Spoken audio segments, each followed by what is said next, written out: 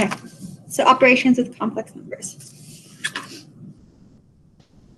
Today, the words that we're going to look at is complex conjugate.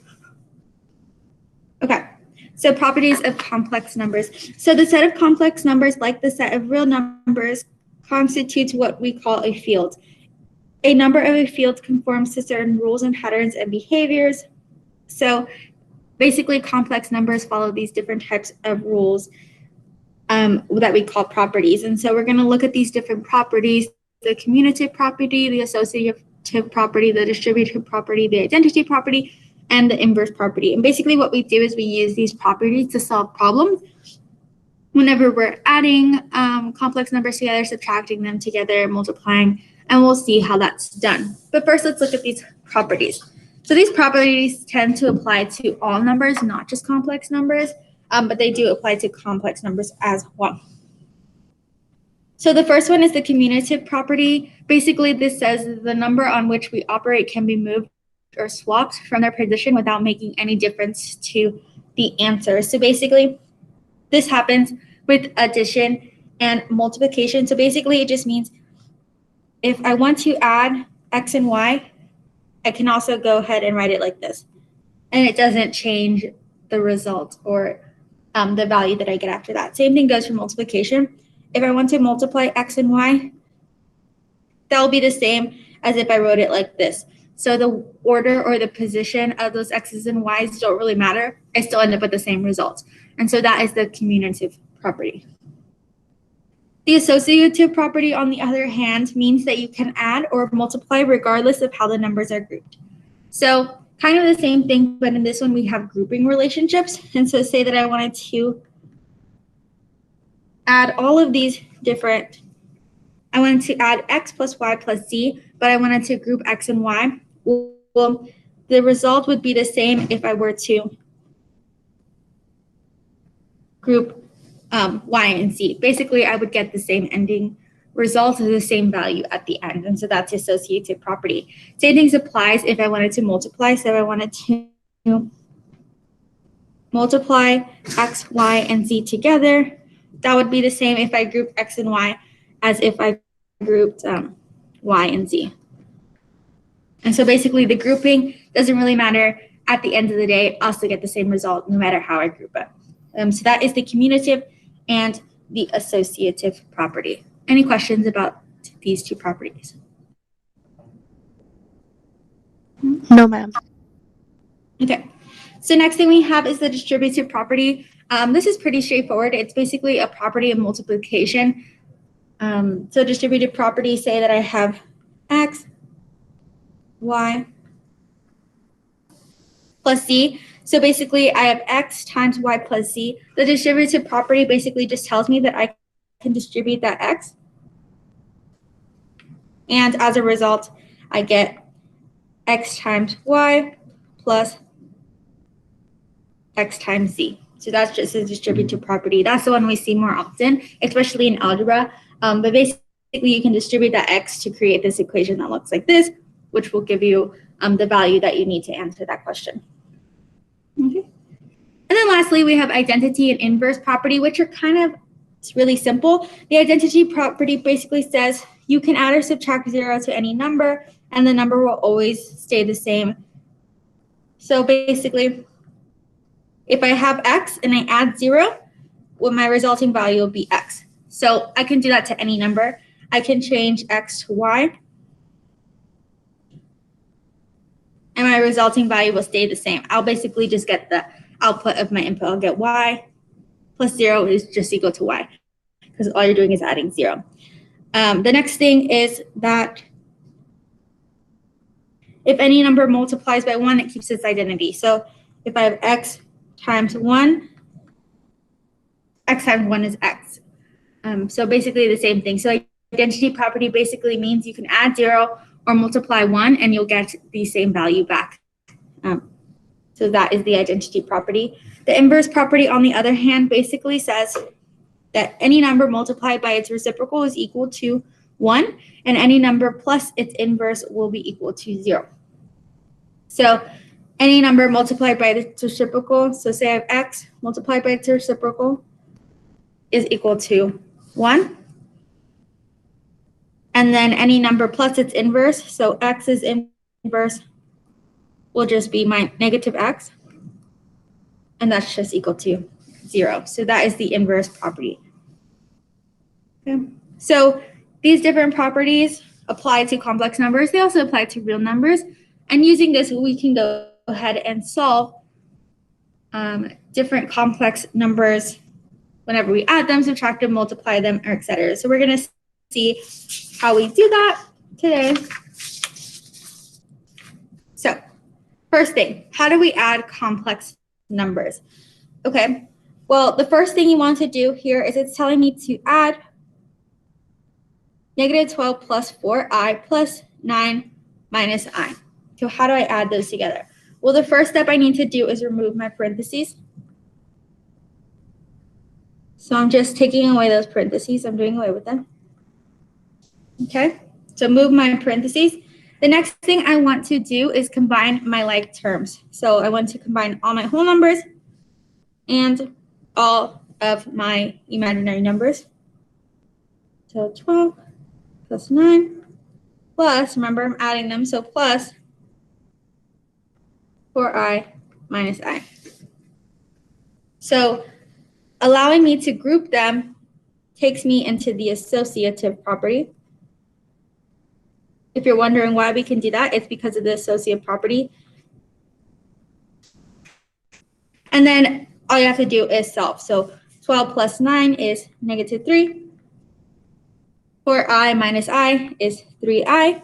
So basically, there you have your answer. It is negative 3 plus 3i. So that's how we add complex numbers. The first thing you want to do is remove those parentheses.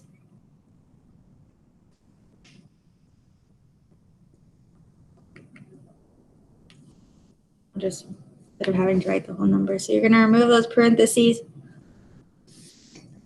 Apply the associative property. So you're going to group like terms.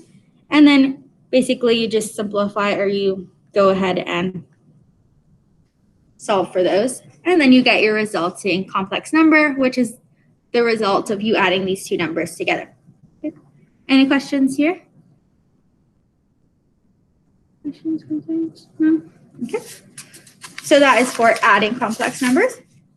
Now we're going to look at subtracting complex numbers. So subtracting complex numbers. So whenever we have real numbers, so whole numbers, let's say that we have something that looks like this. And we're asked to, so here we're asked to take 15 and subtract it from negative 2. Well, basically, the rule for complex numbers here is that you can actually go ahead and distribute this into here, and that gives you plus 2. Because if you distribute that negative with that negative, that gives you a positive. So you have 15 plus 2, which gives you 17. You could also plug it into your calculator and you get the result of 17. But basically, we're able to do that because we're distributing that minus sign with that negative sign to create a positive. The same thing applies for complex numbers. So say that I wanted to take this complex number and subtract it from this complex number.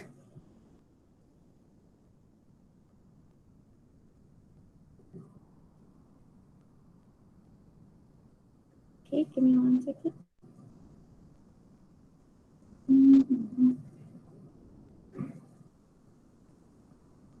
Okay, so basically, according to this rule for subtracting, we could go ahead and take our original equation and put it into this form. So that's, my A is 10 minus 3i plus negative 6 minus 7i. So basically, I'm just following this relationship, which tells me these two things are equal to each other.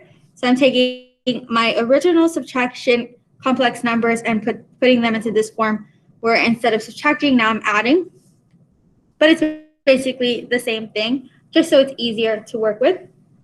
Again, now that I did this, I can go ahead and follow the same steps as we did for adding. So now that I have an addition, I can follow the same steps that I did for adding. So first thing I do, drop those parentheses. Combine like terms according to the associative property. So I'm going to put all my whole numbers together, all my imaginary numbers together. So that gives me, sorry, I'm not writing the right way. 10 plus 6 plus negative 3i minus 7i. And then I just go ahead and simplify within those parentheses. So 10 plus 6 is 16. Drop down that plus sign. Negative 3i minus 7i is 10i. And so I get my resulting answer. Okay, so basically what you're going to do here, first step, you go ahead and apply this rule to it. So basically you're taking your original A, your original BI, and you're just dropping it down. Then what you're going to do is you're going to, instead of the minus, you're going to put a plus sign, because that's what the rule tells us we can do. That rule tells us that those two things will be equivalent to each other. Instead of the original C you had, you're going to do or negate that C, so it's going to become a negative. And then instead of that plus sign, you're going to put a minus sign like that. And then that gives you a addition equation. And so then you can just apply the rules for multiplication. The first thing you do is remove those parentheses. Then you do the associative property. So you group the like terms. And then lastly, you simplify.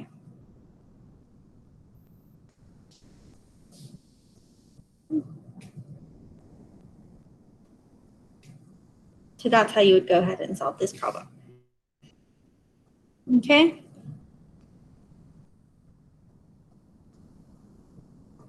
So now we're going to do multiplication. So basically, we're trying to multiply 3i plus 4i. The way that you multiply 3i plus 4i, the first thing you want to do is write out the factors. So you have a 3 and an I, and you have a 4 and another I. So first step we want to do is write out those factors. And once we write out those factors, then we can apply the associative property, which means that we can group like terms. So first thing, write them out in terms of factors like we did here. Group like terms. So 3 times 4 times I. So we're putting together those like terms. I'll go ahead and color coordinate so we can see it a little better. And so basically, now we're going to multiply these like terms. 3 times 4 is 12.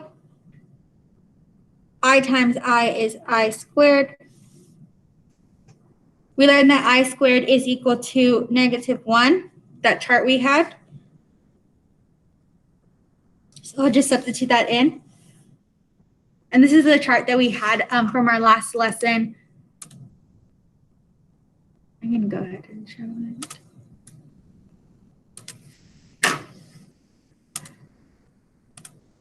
One second.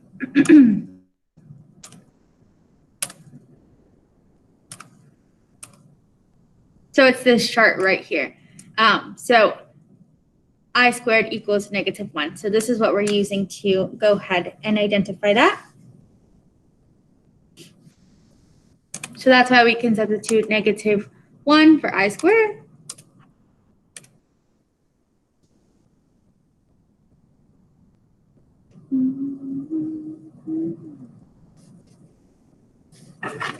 And so I just substitute that in. And so now I have 12 plus -1, which is -12. Okay. So what did I do here? The first thing I did was I divided this into factors. So I just divided this up. I use the associative property to group together my like terms. Then what I'm going to do is I'm going to multiply these two together, but I see that I have I squared, and so I know that I squared is equal to -1, and so that allows me to substitute that in, and so I get -12. Okay, any questions about this? Okay. No, ma'am. Okay. And so here is another way we can multiply. This one's telling me to multiply -2i times 6 minus 7i. So basically here I have something that recalls the distributive property. So basically I have to distribute this into the parentheses. So that takes me to my distributive property, which we just discussed. Miss, we can't see it, Miss. We cannot see it. Oh, you cannot see it? Okay. Let's see. Let me show it again. There we go. Okay. Sorry about that.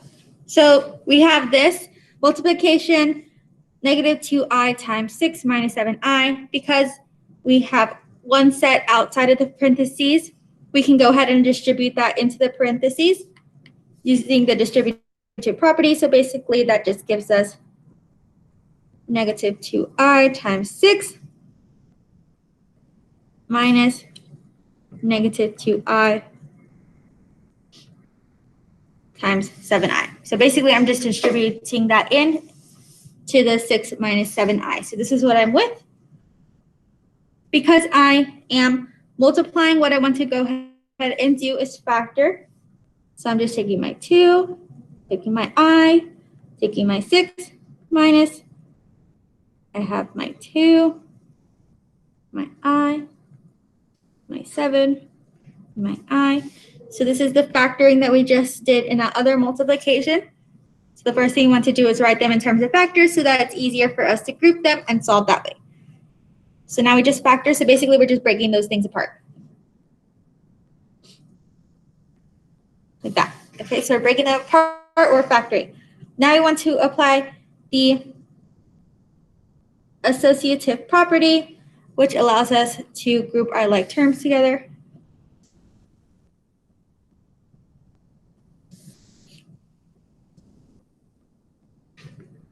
And what I'm actually going to do is I'm going to group my whole numbers together on one side, and my whole numbers together of the other side together. Oh no. 2 times 7 times I times I. So I'm still using the associative property, but in this time, I'm keeping them on which side of that minus sign they're at. So I'm grouping all my whole numbers together on this side, and then I'm grouping all my whole numbers together on this side. So these fall here, these fall here. And then my i's, I put those closer together. This I falls here, these i's fall here. Okay, so according to the associate, and then that allows me to easily see what whole numbers I need to multiply together. So I'm going to multiply these two together. That gives me -12. Drop down my I. I'm going to multiply these whole numbers together. That gives me -14. Drop down my i's. Here I have 2 i's, so it's I the power of 2. Let us recall that I squared is equal to -1. So basically I can do substitute I squared to -1. I can actually do that multiplication. So -14 times -1 is just 14. So I get 12i minus 14. And then that is my final answer. Okay, so the first thing I do the distributive property to distribute that to create my equation. Now I want to go ahead and factor out. So I'm just breaking that apart. The reason I'm factoring is because I have multiplication. This is being multiplied to this. This is being multiplied to this.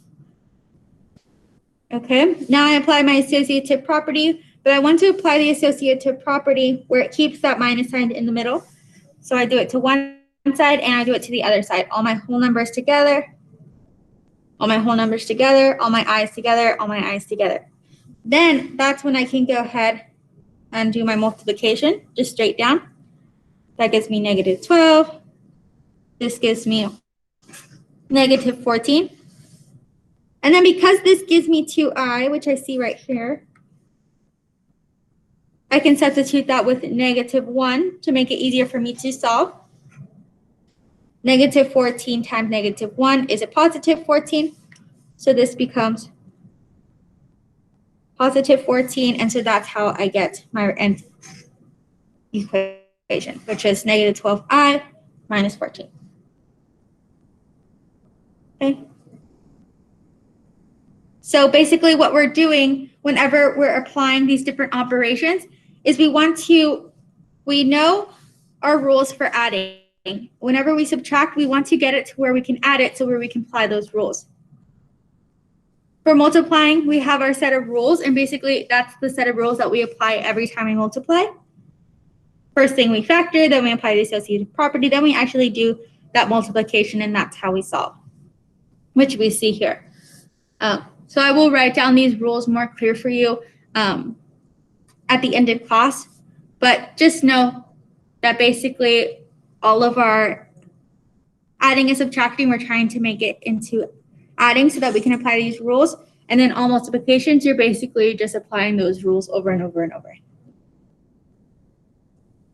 Okay, and then the last way that we can actually apply multiplication to complex numbers is we can use the FOIL method, which I'm sure that many of us are familiar with, but I will go over it with you. Basically, FOIL is basically just using the distributive property. But what you're doing is you're multiplying two equations that kind of look the same together to solve. So for FOIL basically means you take the first one, you apply it to the first and the outer. So that gives me 8 times 3 plus 8 times negative 7i. So your first and your outer. Then you take this one and apply it to your inner and your last. So that is 4i times 3 plus 4i minus 7i. So basically, I'm just applying the distributive property, but I'm using FOIL because I'm distributing more than one value. In this instance, I'm distributing a whole equation into the other equation, which allows me to get this equation right here. And now basically what I want to do is go ahead and simplify. So 8 times 3, 24. 8 minus 7i. So 8 times negative 7 is negative 56. Drop down that I. 4 times 3 is 12. Drop down that I. 4 times negative 7 is negative 28. And because I have two i's here, I am putting those together, so that gives me I squared.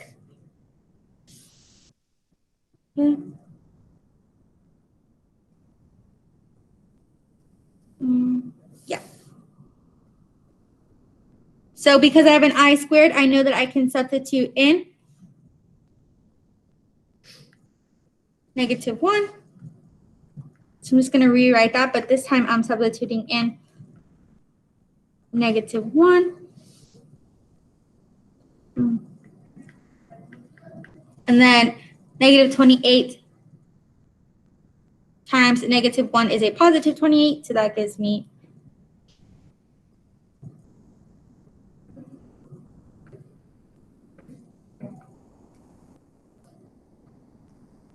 that equation right there. So now I have my addition. And because I have my addition, now I can go ahead and apply my associative property that groups like terms. So this and this, this and this. So I'm just grouping those. So I have 24 plus 28 plus 56i plus 12i, and then I'm just multiplying down. So 24 times 28 is 52.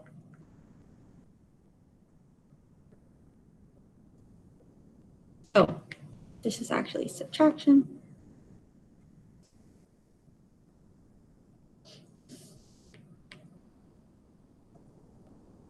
Sorry about that. Okay. Do it again right here.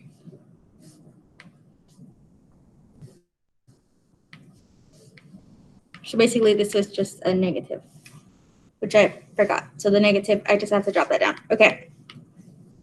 So then negative 56i plus 12i. Negative 56i plus 12i is negative 44i. And so that leaves me with my result for multiplying a plus 4i times 3 minus 7i. Okay, so the first thing I'm going to do is a distributive property, which allows me to do FOIL. Here I have I squared, so I want to apply that -1 just so it's easier for me to deal with. What I get here is an addition problem, and so because of that, I can use the associative property to group my like terms. I group those like terms, and then I just simply simplify. So that's how I would solve this type of problem.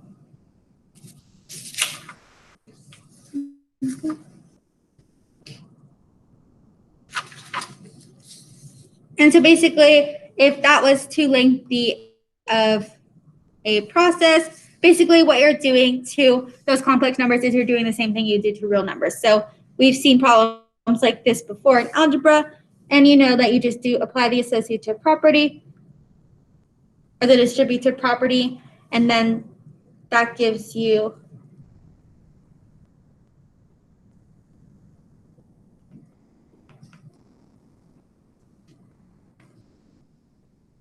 so that's what we get by applying the distributive property. Sorry, this is negative 4. And then basically you're just combining like terms. So 49x squared. Here you have your like terms. Those just cancel each other out because you have a minus 14 and a positive 14. And then all you have is one whole number, which is -4. So that leaves you with this answer. So basically you're just applying the same thing to the complex numbers. So here you have the same, basically the same equation, but this time you have complex numbers, so you're just going to do the same thing. You're going to apply the distributive property, and that's kind of going to give you the same thing because there are the sum numbers.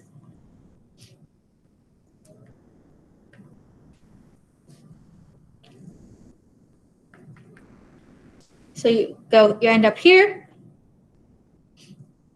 So these cancel out again, like we saw in the other one.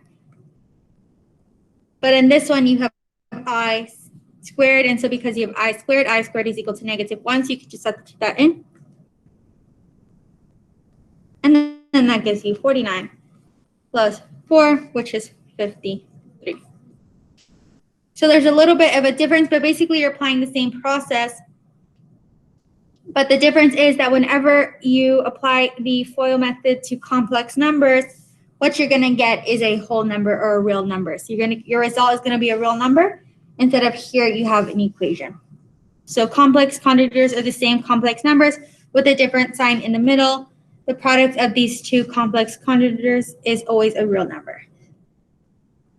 So whenever you multiply complex conjugars together, you get a real number. Complex conjugars are basically just numbers. One has a plus sign, one has a minus sign, but they have those same numbers. They're basically just the opposite of each other. So whenever you multiply those two things together, you want to end up with a real number. So basically, what we went over today is we have these different properties for complex numbers. These numbers also apply, or these properties also apply to real numbers. Basically, using these properties, what we can go ahead and do is we can add conjugates together, we can subtract conjugates, multiply them, etc., etc.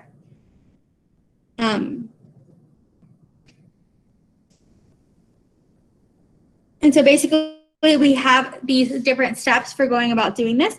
Whenever we add complex numbers together, we combine the real numbers and combine the coefficients of the imaginary unit. So basically what we're doing is we're applying the associative property. Once we apply the associative property, that makes it easier for us to solve.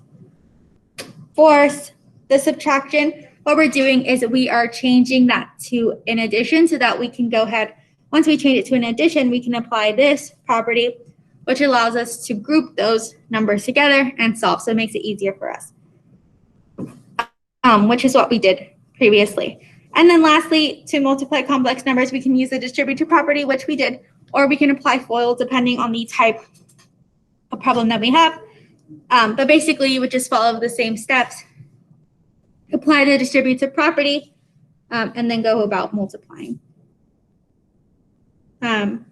But like always, we'll go over some practice problems because it's kind of something you need to practice.